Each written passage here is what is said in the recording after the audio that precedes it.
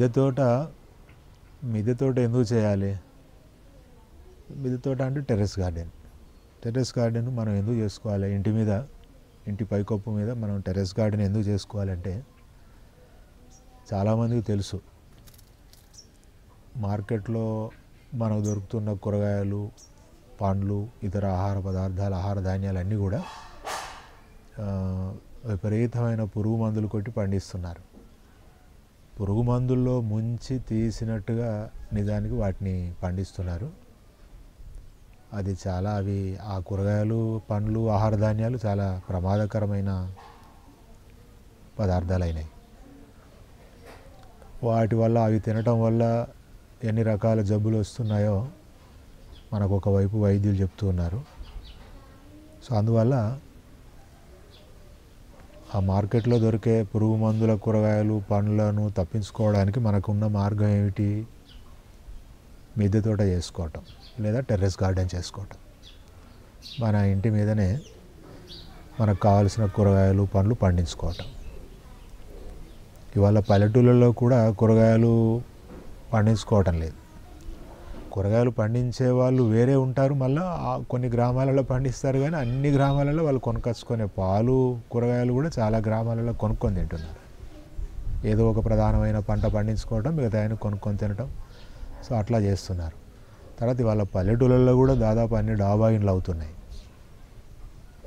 So కనుక ఈ ఒక్క ప్రధానమైన కారణం చేతనైనా సరే పెస్టిసైడ్స్ అనే ఒక భయంకరమైన సమస్య నుంచి మనల్ని మనం కాపాడుకోవాలంటే, తప్పించుకోవాలంటే మనం టెర్రస్ గార్డెన్ లేదా మిద్దె తోట చేసుకోవాలండి. అందువల్ల చేసుకోవాలి అంటే పట్టణాల్లో ఉన్న వాళ్ళకి, ఇంతకుముందు అయితే పట్టణాల్లో ఉన్న వాళ్ళకి చేసుకోవాలనుకున్నా కూడా స్థలం సమస్య ఉండేదండి. సో ఇప్పుడు ఆ సమస్య లేదు. మన ఇంటి పైకప్పు ఎంత విస్తీర్ణంలో ఉంటుందో అంత స్థలం ఉన్నట్టుగా మనం భావించుకోవాలి. హైదరాబాదు నగరం పైకప్పు దాదాపు 40,000 ఎకరాలని ఒక అంచనా.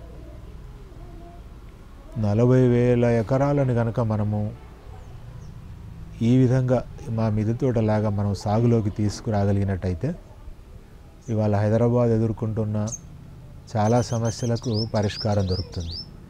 ఈ సమస్యలు నగరవాసులు ఎదుర్కొంటున్నారు, ప్రభుత్వం ఎదుర్కొంటుంది. వీటిని ఎట్లా పరిష్కరించాలని చెప్పి ప్రభుత్వం కూడా ఎదుర్కొంటుంది. సో అందువల్ల టెర్రస్ గార్డెన్ల యొక్క ఆవశ్యకత మనం అందరం దాదాపు గుర్తిస్తున్నాము. పత్రికల ద్వారా, టెలివిజన్ ఛానళ్ళ ద్వారా ఈ పెస్టిసైడ్స్ యొక్క దుష్ప్రభావాలు ఎట్లా ఉంటున్నాయో మనకు ప్రచారం జరుగుతుంది. కనుక టెర్రస్ గార్డెన్లు నిర్మించుకోవాలని చాలామంది ఆలోచిస్తున్నారు. టెర్రస్ గార్డెన్లు చాలామంది కట్టుకుంటున్నారు కూడా. ఇది ఒక అంశం అండి. టెర్రస్ గార్డెన్లు మనం ఎందుకు చేసుకోవాలంటే ఈ పురుగు మందుల కోణంలోంచి ఆలోచిస్తే చాలా ముఖ్యమైన కారణం అవుతుంది. అదొక్కటే కాకుండా టెర్రస్ గార్డెన్లు చేసుకోవడం వల్ల చాలా లాభాలు ఉన్నాయి. కనపడే లాభాలు కూరగాయలు, పండ్లు, పూలు,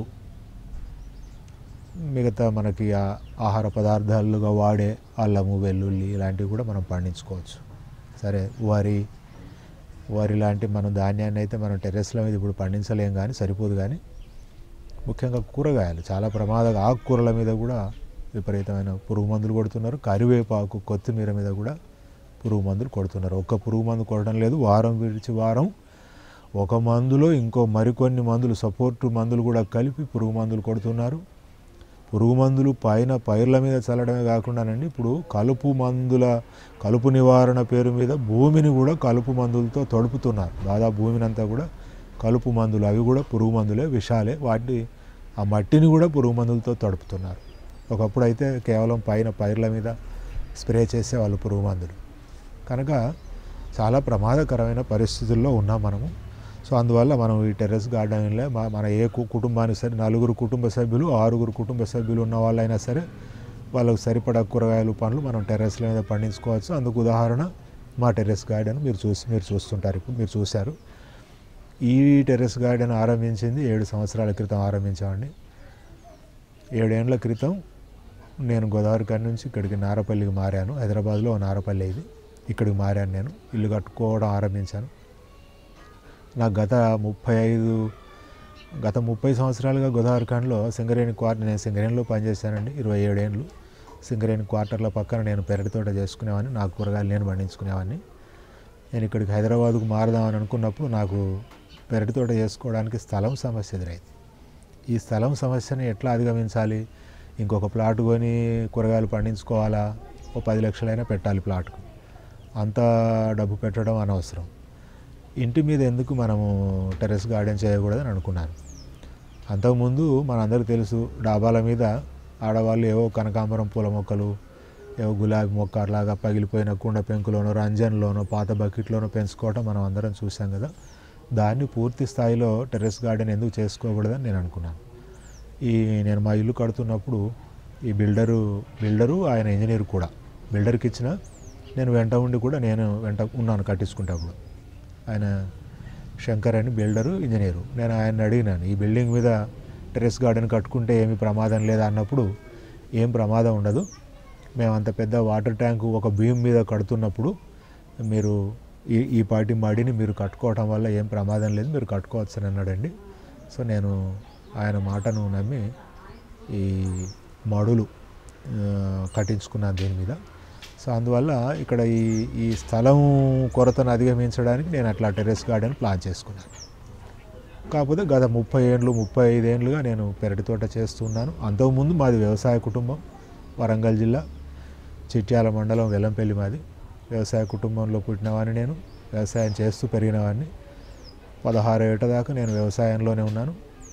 నేను ఎప్పుడైతే చదువు కోసం గోదావరిఖనికి వచ్చానో, ఉద్యోగంలో సింగరేణి గనుల్లో ఉద్యోగంలో చేరానో, అప్పటి నుంచి పెరటి తోట చేస్తున్నాను. అంటే దాదాపు గత 50 ఏళ్ళుగా ఏదో విధంగా నేను వ్యవసాయంతో సంబంధం తెగిపోకుండా కాపాడుకుంటూ వస్తున్నామని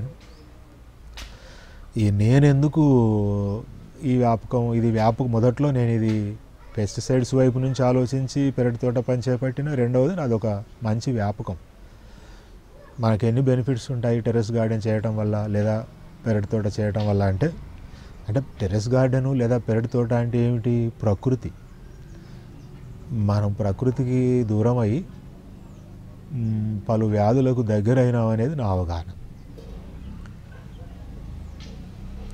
నగరాల్లో ఇంకా ప్రకృతిని ఎంత అంటే ముఖ్యంగా ఎయిర్ పొల్యూషన్, గాలి ఎంత కలుషితం అవుతుందో అందరికీ తెలుసు. నీరు కూడా ఎంత కలుషితం అవుతుందో మనందరికీ తెలుసు.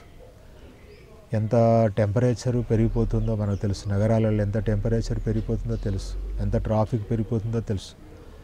మనుషులు ఎంత విడివిడిగా అయిపోతున్నారు. కుటుంబాలు చిన్న చిన్న కుటుంబాలైనా సరే అందులో మనుషులు ఎంత విడివిడిగా అయిపోతున్నారో తెలుసు. చాలా సమస్యలు ఎదుర్కొంటున్నారు. ఈ సమస్యలన్నింటికీ నేను గత 7 ఏళ్ళుగా చేయటం వల్ల ఇట్లాంటి అనేక సమస్యలకు టెర్రస్ గార్డెన్లలో పరిష్కారం లభించడం నేను గమనించానండి. వరుస పెట్టి చెప్పాలంటే చాలా ఉన్నాయి నిజానికి. 7 ఏళ్ల క్రితం ప్రారంభమైంది నా రూఫ్ గార్డెన్. కింద ఇంటి స్థలము 163 గజాలు, వెడల్పు ఇంటి ప్లాట్ వెడల్పు 36 ఫీట్లు, పొడవు 40 ఫీట్లు, 163 గజాల విస్తీర్ణం. ఇది దాదాపు అడుగున స్థలం ఎంత ఉందో అంత స్థలం ఇల్లు కట్టాము. పైన ఇప్పుడు ఈ రూఫ్ ఏరియా కూడా దాదాపు 1230 స్క్వేర్ ఫీట్ల రూఫ్ ఏరియా. ఈ రూఫ్ ఏరియానంతా కూడా మేము గార్డెన్ కిందకి వాడుకున్నాము. సో ఒక కుటుంబానికి సరిపడా మనం చాలా మటుకు ఇందులో పండించవచ్చు. 7 ఏళ్ళుగా మేము బయట మార్కెట్లో కూరగాయలు కొనలేదండి. పండ్లు కూడా దాదాపు 90% వరకు మా అవసరాల్లో పండ్లు కూడా పండిస్తున్నాము. మీరు చూస్తున్నారు బొప్పాయి చెట్లు అంత హైట్ కూడా పెరిగినాయి. సో 7 సంవత్సరాల క్రితం ఈ గార్డెన్ కట్టుకున్నానండి. స్వయంగా నేనే కట్టుకున్నాను. అప్పుడు దాదాపు ఒక 20,000 రూపాయలు ఖర్చు అయింది. ఈ గార్డెన్ ఎట్లా కట్టుకున్నాను అంటే భీముల మీద మడులు కట్టుకున్నాను. 4 ఫీట్ల పొడవు, 4 ఫీట్ల వెడల్పు, 8 అంగుళాల లోతుతో ఒక మడి డిజైన్ చేసుకుని మడులు కట్టుకున్నాను. ఆ మడులు ఆ విస్తీర్ణంలో కట్టుకుంటే కానీ ఒక కుటుంబానికి సరిపడే కూరగాయలు ఒక రోజు సరిపడే ఒక మడిలో పండిస్తాం. మనం దాన్ని కల్టివేట్ చేసుకోవడానికి కూడా అది చాలా సౌకర్యంగా ఉంటుందండి. మనం ఏవో చిన్న చిన్న పాత్రలు పగిలిపోయిన బకెట్లలో మనం కూరగాయలు పండించలేము. ఇప్పుడు ఈ మడుల్లాగా మీరు మడులు కట్టించుకుంటే మనకు సరిపడా కూరగాయలు పండ్లు పండించుకోవచ్చు. తర్వాత ఇందులో వాడింది కూడా ఏ పెద్ద సాంకేతిక పరిజ్ఞానాలు ఏం లేవు. మట్టి, మాగిన పశువుల ఎరువు మిక్స్ చేసుకొని మడులలో నింపుకొని మామూలుగా పురాతన కాలపు వ్యవసాయం అండి ఇది. ఇందులో ఏమీ చిక్కులు లేనిది, ఏ పరిజ్ఞానము ఎవరినో అడిగి దానికి మనం ప్రతిరోజు ఎవరి మీద ఆధారపడాల్సినటువంటి పరిజ్ఞానం కూడా కాదు ఇది. మన తాతలు పూర్వులు తరతరాలు చేసినటువంటి ఒక సాధారణమైన సహజమైన వ్యవసాయం ఇది. ఏ రసాయన ఎరువులు పురుగు మందులు వాడని ఇది వ్యవసాయం అండి. సో అందువల్ల ఈ 7 ఏళ్ళుగా మేము ఈ గార్డెన్ చేస్తున్నాము. ఈ మడులు కట్టుకోవటం అయిపోయిన తర్వాత మీరు ఇట్లా చుట్టూ మీరు పారాపిట్ వాల్ చుట్టూ నిలువు పందిరి కట్టుకోవచ్చు. అన్నీ మీరు పోల్స్ పాతుకొని నిలువు పందిరి కట్టుకుంటే అన్నీ మీరు తీగ జాతులన్నీ కూడా మీరు చుట్టూ ఎక్కించుకోవచ్చు. మనకి టెర్రస్ మీద ఎంత ప్లేస్ ఉంటుందో మీరు 4 వైపులా మీరు వర్టికల్ పందిరి క్రియేట్ చేసుకుంటే అంత 4 అంతల గార్డెన్ మనం క్రియేట్ చేసుకోవచ్చు. సో అందువల్ల ఈ గార్డెన్ కట్టుకోవడానికి సంబంధించి చాలా మీకు యూట్యూబ్లో ఫిల్ములు అందుబాటులో ఉన్నాయి. మడి ఎట్లా కట్టుకోవాలి, ఏ మొక్క ఎట్లా పెంచుకోవాలని మేము కనీసం అయితే 50 దాకా ఫిల్ములు పెట్టి ఉంచాము. మీరు చూసుకోవచ్చు. నా పేరుతో తుమ్మేటి రాఘవతమిరెడ్డి పేరుతో కొడితే మీకు యూట్యూబ్లో చాలా దొరుకుతాయి. గత 7 సంవత్సరాలుగా మేము ఇక్కడ బయట మార్కెట్లో కూరగాయలు కొనలేదు. కనీసం రోజుకు 1 కేజీ లెక్క వేసుకున్నా కూడా ఈ 7 ఏళ్లలో మేము 3000 కిలోగ్రాముల కూరగాయలు పండ్లు పండించుంటాము. అంటే 30 క్వింటాళ్ళు. ఈ మాత్రం ఏరియాలో 30 క్వింటాళ్ళ కూరగాయలు పండించాం. ఇతరులకు పంచినవి పోను, అవి ఇందులో లెక్క కలపనివే దాదాపు. సో అందువల్ల 7 ఏళ్ళుగా బయట మార్కెట్లో కూరగాయల ధరలు ఎట్లా ఉంటాయో మాకు తెలియదు. ఆ పురుగు మందులు వాడుతున్నటువంటి కూరగాయలు మేము వాడటం లేదు. మనకి ఈ టెర్రస్ గార్డెన్లు లేదా మిద్దె తోటలు కట్టుకోవటం వల్ల కలిగే లాభాల్లో మొట్టమొదటి లాభం ఏమిటంటే మనకు పురుగు మందులు వాడని పండ్లు, కూరగాయలు. ఓకే. సో మనం టెర్రస్ గార్డెన్ కట్టుకోవటం వల్ల మనకు మరొక లాభం ఏమిటి అంటే ఇంట్లో కనీసం 3 డిగ్రీల ఉష్ణోగ్రత తగ్గుతుందండి. 3 డిగ్రీల ఉష్ణోగ్రత తగ్గితే కూలర్ కానీ, వాటర్ కూలర్ కానీ, ఏసీ కానీ ఎక్కువ వాడనవసరం లేదు. మనకు తెలుసు ఇల్లు చల్లగా ఉంటే మనుషులు చల్లగా ఉంటారు, మానవ సంబంధాలు చల్లగా ఉంటాయి. సో అందువల్ల మనకు పవర్ కన్జంప్షన్ కూడా బాగా మనం తగ్గించుకున్న వాళ్ళం అవుతాం. తర్వాత మార్కెట్ కోసం పరిగెత్తాల్సిన అవసరం లేదు. కూరగాయల కోసం దానికోసం వెహికల్ వాడాల్సిన అవసరం లేదు. దానికోసం ఫ్యూయల్ కాల్చాల్సిన అవసరం లేదు. ఆ ఫ్యూయల్ నుంచి మనం ఎయిర్ పొల్యూషన్కి కానవసరం లేదు. రోడ్ల మీద ట్రాఫిక్ రద్దీ తగ్గించిన వాళ్ళం అవుతాం. టెర్రస్ గార్డెన్ చేసుకోవటం వల్ల మన శరీరానికి వ్యాయామం దొరుకుతుంది. టెర్రస్ గార్డెన్ చేయటం వల్ల మన మనసుకి ప్రశాంతత దొరుకుతుంది. తర్వాత పిల్లలకి సృజనాత్మకత అలవడుతుంది. చేస్తే అవుతుంది, ఏదైనా ఒక ప్రాసెస్లో ఫలితం వస్తుంది. ఈ జీవనతత్వం అంటే ఈ టెర్రస్ గార్డెన్ అంటే ప్రకృతిని పెంచి పోషించటం వల్ల పిల్లలకి ఒక తత్వం అలవడుతుంది. ప్రకృతి తత్వం అలవడుతుంది. జీవన తత్వం పిల్లలకి అర్థమవుతుంది. నిరాశ నిస్పృహలు తగ్గుతాయి. ఒంటరితనం తగ్గుతుంది. చురుకుదనం పెరుగుతుంది పిల్లలకి. ఇవాళ తెల్లవారు లేస్తే తల్లిదండ్రులు వేరే వైపు ఉద్యోగాల కోసం పరిగెత్తారు, పిల్లలు స్కూల్కి పరిగెత్తారు, ఎవరి ప్రపంచం వారిదవుతుంది. మనకి ఇంటి మీద తోట ఉన్నట్టయితే అందరూ కలిసి మళ్ళీ పని చేసుకోవడానికి, కబుర్లు చెప్పుకోవడానికి వీళ్ళందరి మధ్య, కుటుంబ సభ్యుల మధ్య ఒక సంధానకర్తలాగా కూడా మీకు టెర్రస్ గార్డెన్ ఉపయోగపడుతుంది. సో అందువల్ల మనకి మీరు పొద్దున్నే వాకింగ్ కోసం రోడ్లు పట్టుకోరకనక్కర్లేదు. ఒక అరగంట, గంట సేపు మీరు ఈ తోటలో పని చేసుకున్నట్టయితే మీ శరీరంలోని అన్ని భాగాలకి ఎక్సర్సైజ్ దొరుకుతుంది. నిజానికి ఇది చాలా ఉత్తమమైన శ్రమ. అన్ని శ్రమల కంటే కూడా ప్రకృతిని పెంచి పోషించే శ్రమ ఉత్తమమైన శ్రమ. అది మనసుకి, శరీరానికి చాలా ఉపయోగకరమైనటువంటి శ్రమ. సో మనకి అందువల్ల ఇటువంటి లాభాలు, మిద్దె తోటలు చేసుకోవటం వల్ల మనకి ఇటువంటి అనేక లాభాలు ఉన్నాయి. కనుక నాకు తెలిసినంత మేరకైతే ఇండిపెండెంట్ హౌస్ ఉన్న ప్రతివారు అపార్ట్మెంట్ల మీద కూడా ఉమ్మడిగా సేద్యం చేసుకోవచ్చు. ఇండిపెండెంట్ హౌస్ ఉన్న వాళ్ళు ఏ సమస్య లేకుండా చేసుకోవచ్చు. అపార్ట్మెంట్ల మీద కూడా ఇప్పటికి ఎవరు చేయటం లేదు, కానీ అపార్ట్మెంట్ల మీద కూడా ఉమ్మడిగా సేద్యం చేసుకోవచ్చు. అపార్ట్మెంట్లో ఉండే వాళ్ళందరూ తగినన్ని కూరగాయలు పైన పండించుకోవచ్చు. ప్రతి అపార్ట్మెంట్కు ఒక అపార్ట్మెంట్ కమిటీ ఉంటుంది, మేనేజ్మెంట్లు. అది ఉమ్మడిగా కొన్ని పనులు, లిఫ్ట్ కానీ, వాచ్మెన్ కానీ, రక్షణ కానీ, ఇట్లాంటి ప్లంబింగ్, ఎలక్ట్రికల్ వర్క్స్ వాళ్ళు చేయిస్తూ ఉంటారు ఉమ్మడిగా. వాళ్ళు ఇది బాధ్యతగా తీసుకున్నట్టయితే వాళ్ళు చాలా బెనిఫిట్ పొందుతారు. ఇవాళ హైదరాబాదు ఉష్ణోగ్రతలు తగ్గించడానికి కానీ, హైదరాబాదులో ఉండే గాలి కాలుష్యాన్ని తగ్గించడానికి కానీ ఈ టెర్రస్ గార్డెన్లు 100% ఉపయోగపడతాయి. ఒక నిజానికి ఆలోచిస్తే నా 7 ఏళ్ళ ఎక్స్పీరియన్స్ని నేను మనసులో పెట్టుకొని మాట్లాడితే, ఒక మంత్రిత్వ శాఖను ప్రారంభించవలసినటువంటి పెద్ద సబ్జెక్ట్ ఇది. ఒక హైదరాబాద్ సమస్య కాదండి, ఒక నగరం సమస్య కాదు ఇది. ఇవాళ ప్రపంచం సమస్య ఇది. ప్రపంచానికి ఎదుర్కొంటున్న సమస్యలకు మీకు టెర్రస్లు ఇంటి మీదనే పరిష్కారం ఉంది. ప్రపంచం ఎదుర్కొంటున్న అనేక సమస్యలకు మీకు టెర్రస్ గార్డెన్లో పరిష్కారం ఉంది. నేను ఇందాక చెప్పిన చాలా అంశాలు, ఇంకా సమయానికి స్ఫురించని అనేక అంశాలు ఉన్నాయి టెర్రస్ గార్డెన్ల వల్ల లాభాలు. సో అందువల్ల ఇవాళ ఆధునిక ప్రపంచం, పారిశ్రామిక విప్లవం తర్వాత ప్రారంభమైన పర్యావరణ విధ్వంసం ఎక్కడి దాకా వచ్చిందంటే, ఇప్పుడు మనం ఢిల్లీలో చూస్తున్నాము. ఢిల్లీలో ఎన్ని చర్యలు తీసుకుంటున్నారో, వాతావరణ కాలుష్యానికి వ్యతిరేకంగా ఎన్ని చర్యలు తీసుకుంటున్నారో సో మనం ఇవాళ గమనిస్తున్నాం. మనం ఢిల్లీకి, హైదరాబాద్ ఎంతో దూరంలో లేము, చాలా దగ్గరలో ఉన్నాము. సో అందువల్ల చైతన్యవంతులైన పౌరులు గుర్తించాలి ఈ సంగతిని.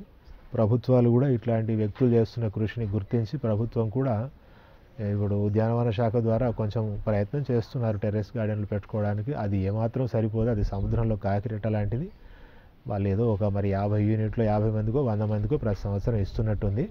అది సరిపోదండి. హైదరాబాద్ పైకప్పు 40,000 ఎకరాలు అనుకుంటున్నాం కనుక ఎంత ప్రోత్సహిస్తే, ఎంత సిబ్బందిని పెడితే, ఎంత పౌరుల్ని మోటివేట్ చేస్తే ఈ హైదరాబాద్ పైకప్పు అంతా ఈ విధంగా మా గార్డెన్ లాగా పచ్చబడితే 3 డిగ్రీలు కాదు 6 డిగ్రీలు అయినా సరే ఉష్ణోగ్రతను మనం తగ్గించవచ్చు. మేము ఒక్కలం చేస్తేనే మా ఇల్లు 3 డిగ్రీల లోపల ఉష్ణోగ్రత తగ్గింది. సో చుట్టూ ఉన్న వాళ్ళు చేస్తే ఆటోమేటిక్గా ఇంకొక 3 డిగ్రీలైనా తగ్గుతుంది. సో వేసవి కాలంలో దాదాపు 49-50 డిగ్రీల దాకా వస్తుంది టెంపరేచరు. సో అందువల్ల ఇది ఇంకా పెరిగేదే కానీ, ఇట్లే అశ్రద్ధ చేస్తే, అందరు అశ్రద్ధ చేస్తే పెరిగేదే కానీ తగ్గేది కాదు. సో మనం ఉండలేని పరిస్థితులు ఏర్పడతాయి. అంచేత ఈ టెర్రస్ గార్డెన్లను కట్టుకోవటం మన వ్యక్తిగత అవసరమే కాదు, వ్యక్తిగత బాధ్యతే కాదు, ఇది సామాజిక బాధ్యత. పర్యావరణం వైపు నుంచి కూడా పర్యావరణ రుణం ఉంది ప్రతి వాళ్ళకి. మనం పర్యావరణాన్ని, ప్రకృతిని వాడుకొని బతుకుతున్నాం. ఎంతో పర్యావరణాన్ని నాశనం చేస్తే కానీ ఒక ఇల్లు కట్టుకోవడం లేదు. కనీసం ఇంటి మీద మనం ఒక తోటను కట్టుకుందాం. ఇంటి మీద ఒక తోటను కట్టుకోవడం వల్ల మనం ప్రకృతి రుణం తీర్చుకున్న వాళ్ళం అవుతాం, పర్యావరణ రుణం తీర్చుకున్న వాళ్ళం అవుతాం. తర్వాత బెనిఫిట్లు మధ్య మధ్య జ్ఞాపకం వస్తుంటాయి. మనం పొందే బెనిఫిట్లు, మనం ఉద్యోగరీత్యా కావచ్చు, మన కుటుంబంలో కావచ్చు, సమాజంలో కావచ్చు, మనం అనేక మందితో ఇంటరాక్ట్ కావాల్సి ఉంటుంది. మన వల్ల వారికో, వారి వల్ల మనకో మానసికమైన బాధలు కలుగుతూ ఉంటాయి. ఈ బాధల నుంచి ఉపశమనానికి కూడా మీకు టెర్రస్ గార్డెన్ చాలా ఉపయోగపడుతుంది. నేను రాసుకున్న ఇప్పుడు టెర్రస్ గార్డెన్ను చేస్తున్న క్రమంలో, లేదా 2 ఏళ్ళుగా ఫేస్బుక్లో టెర్రస్ గార్డెన్ నిర్వహణ గురించి పోస్టులు పెడుతున్నాను 2 ఏళ్ళుగా నా ఫేస్బుక్ అకౌంట్లో. దాంట్లో రాసుకున్న కొటేషన్లలో ఒక కొటేషన్ ఏమిటంటే, మనుషులు గాయపరిస్తే మొక్కలు మలాం పూస్తాయని ఒక మాట రాసుకున్నాను. అందువల్ల మీకు ఎవరితోనైనా సరే ఏదో సంఘర్షణ జరుగుతుంది. ఇద్దరు మనుషుల మధ్య సంఘర్షణ, కలిసి పనిచేస్తే ఏదో సంఘర్షణ జరుగుతుంటుంది, ఏదో ఇబ్బంది కలుగుతుంటుంది. దాని నుంచి మీకు ఉత్తమ పరిష్కారం ఏమిటంటే, రోజు ఉదయాన సాయంత్రం కాస్త మొక్కల్లోకి వచ్చి పని చేసుకుంటే మీకు మీ మనసుకి ప్రశాంతత కలుగుతుంది. మళ్ళీ తెల్లవారి మీరు లేచి మీరు యుద్ధానికి రెడీ కావడానికి తగినటువంటి శక్తిని ఈ మొక్కలు మనకి ఇస్తాయి. సో అందువల్ల మీరు ఇండిపెండెంట్ హౌస్ ఉన్న ప్రతి వారు కూడా పైన టెర్రస్ గార్డెన్ కట్టుకోవచ్చు. గార్డెన్ కట్టుకోవడానికే ఖర్చు అవుతుంది కానీ మెయింటెనెన్స్కి ఏమీ ఖర్చు అవ్వదు. ఎందుకు అంటే ఎరువును మనం మన గార్డెన్లో వస్తున్న వ్యర్థాలతోటే మనం ఎరువు తయారు చేసుకుంటాం కనుక మనం రెండో సంవత్సరం నుంచి మనం ఎరువు కూడా కొనాల్సిన అవసరం లేదు. సో అందువల్ల నిజానికి జీరో మెయింటెనెన్స్. రూఫ్ గార్డెన్ కట్టుకోవడానికైనా ఖర్చే కానీ జీరో మెయింటెనెన్స్. 7 సంవత్సరాల క్రితం గార్డెన్ ప్రారంభమైందండి. ఇప్పుడు ఈ కరివేప చెట్టు, నా వెనక ఉన్న కరివేప చెట్టు 7 సంవత్సరాల ఏజ్ దానికి.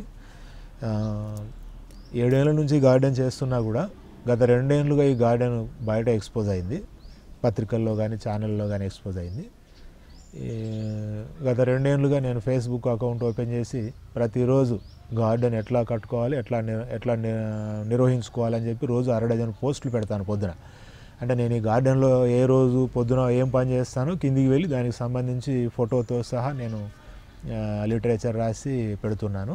ఇవాళకి 489వ రోజు ప్రతిరోజు పోస్టులు పెడుతున్నాను. దానివల్ల వందలాది మంది కాదు, వేలాది మంది వచ్చి చేరారు ఫేస్బుక్ అకౌంట్లో. 5,000 నిండిపోయినారు. ఒక పేజ్ కూడా ఓపెన్ చేశాం. దానివల్ల ఈ 2 ఏళ్ళ ప్రచారం వల్ల చాలామంది బెనిఫిట్ అవుతున్నారు, గార్డెన్లు కట్టుకుంటున్నారు.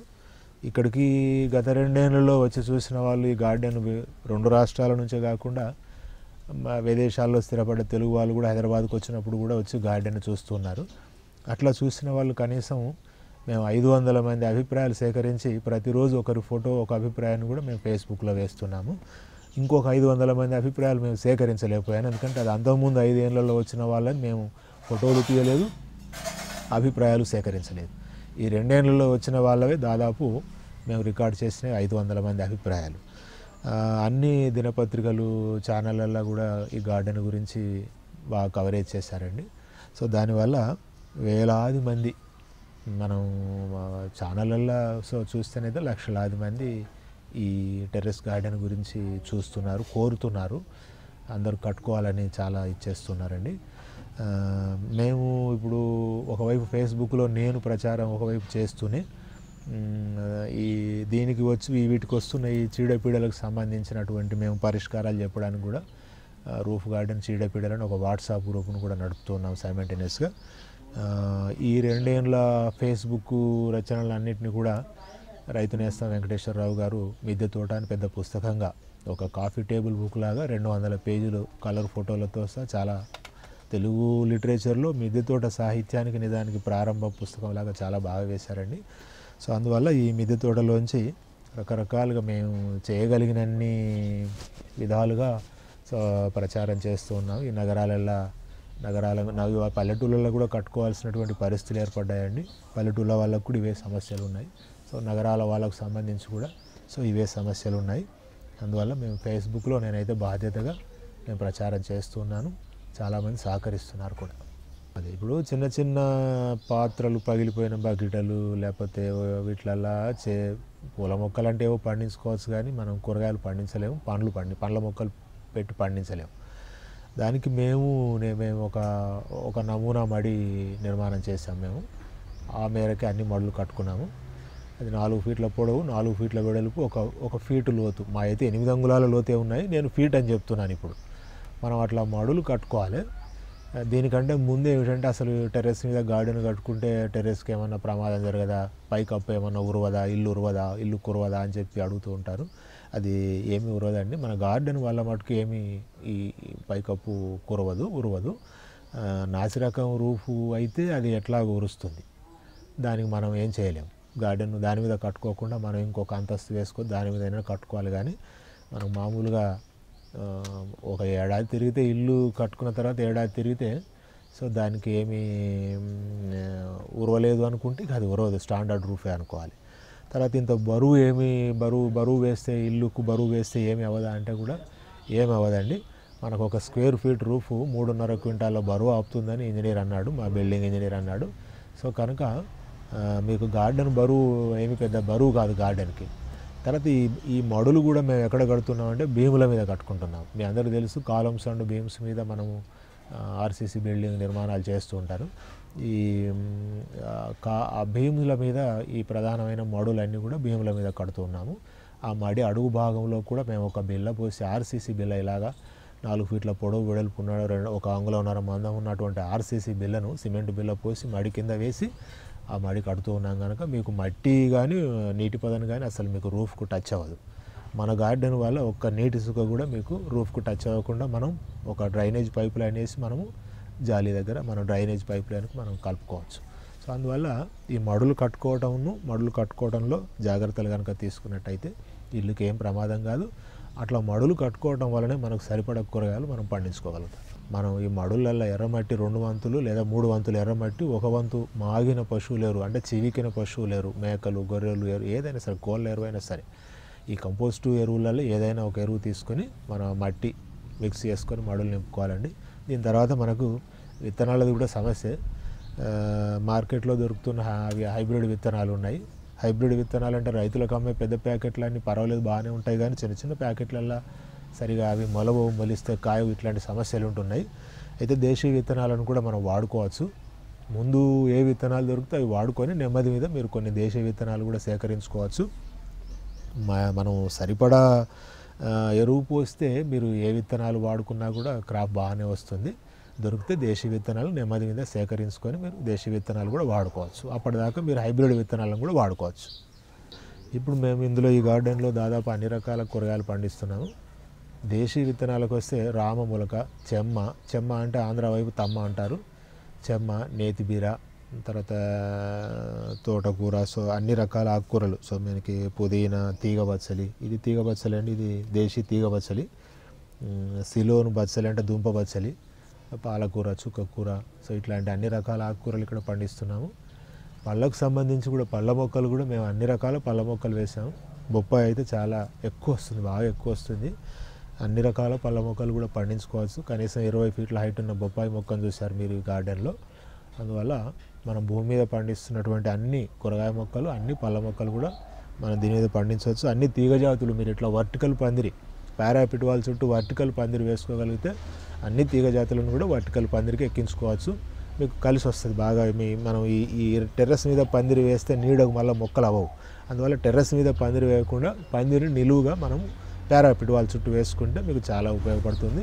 సో విత్తనాలను కూడా మనం అట్లా ఎక్కడ దొరికితే అక్కడ ముందు తీసుకుని ఏవైనా సరే ముందు విత్తనాలు వాడి తర్వాత నెమ్మది మీద మీరు ఇట్లా లోకల్ షీడ్స్ దొరుకుతాయి, అక్కడక్కడ దొరుకుతాయి, సంపాదించుకోవచ్చు. సో ఇప్పుడు బాగా హైటు అంటే నేను పండ్ల మొక్కలన్నీ కూడా మీరు అంటు మొక్కలు తీసుకోవడం బెటర్.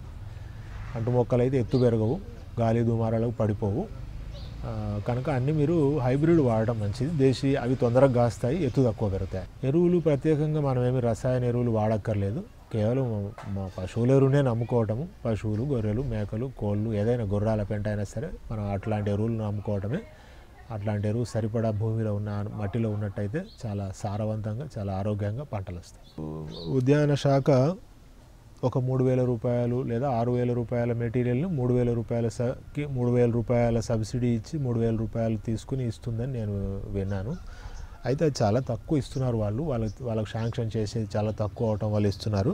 అదే నేను ఇందాక అన్నట్టు ఈ టెర్రస్ గార్డెన్ల యొక్క ప్రయోజనాల వైపు నుంచి చూసినట్టయితే టెర్రస్ గార్డెన్లను విస్తరించడానికి ఎంత స్కోప్ ఉందో మనం ఆలోచించి చూసినట్టయితే ఒక మంత్రిత్వ శాఖ నిజానికి రూఫ్ గార్డెన్ల మీద ఒక మంత్రిత్వ శాఖను ఏర్పాటు చేసి భారీ బడ్జెట్ను కూడా కేటాయించి యంత్రాంగాన్ని ఏర్పాటు చేసి చేయవలసింది. దీనివల్ల ప్రభుత్వానికి, ప్రజలకు అనేక ప్రత్యక్ష పరోక్ష లాభాలు చాలా కలుగుతాయి. ఇప్పుడు 40,000 హైదరాబాదు పైకప్పు 40,000 ఎకరాలు అనుకుంటున్నాం. అన్ని నగరాల మీద మీరు అట్లా పైకప్పును లెక్క వేసుకుంటే ఇవాళ మొత్తం ప్రపంచ పైకప్పు ఎంత ఉందో మనం అంతా వ్యవసాయం చేయడానికి ఇప్పుడు ఇంకా స్కోప్ ఉంది అని అర్థం అన్నమాట. సో ఆలోచించి చూస్తే భవిష్యత్తు చాలా ఆశావహంగా కూడా మనకు కనపడుతూ ఉంటుంది. కనుక దాన్ని కనుక మనం ఈ గ్రీనరీ చేయగలిగితే హైదరాబాదు టెంపరేచరే బాగా మనం తగ్గించిన వాళ్ళం అవుతాం. ఇళ్లలో కూడా చాలా మనం చల్లదనాన్ని పెంచిన వాళ్ళం అవుతాం. ఆ మేరకి కన్జంప్షన్ తగ్గుతుంది, పవర్ కన్జంప్షన్ తగ్గుతుంది. ఆ మేరకి మనం 40,000 ఎకరాల మీద కనుక మనం కూరగాయల తోటలు పండించినట్టయితే మీకు ట్రాఫిక్ తగ్గుతుంది రోడ్ల మీద. ఎందుకు? కూరగాయల కోసం మార్కెట్లో పరుగులు ఎత్తాలి, జనాలు వెహికల్స్ వేసుకొని పరుగులు ఎత్తాలి కదా. ట్రాఫిక్ తగ్గుతుంది, మార్కెట్కి వెళ్ళి వచ్చే సమయం తగ్గుతుంది, మనం అందుకు వాడే ఇంధనం పెట్రోలు, డీజిల్ తగ్గుతాయి. సో ఇవన్నీ కూడా ఆ కాలుష్యం, ఆ వాహనాలు వెదజల్లే కాలుష్యం కూడా మనకి ఆ మేరకు తగ్గించిన వాళ్ళం అవుతాం. అంటే ఒక రూఫ్ గార్డెన్లను పెంచడం వల్ల దాన్ని అనుసరించి దాని మూలంగా ఎన్ని రకాల బెనిఫిట్లు జరుగుతాయో మనకు అర్థమవుతూ ఉంటుంది.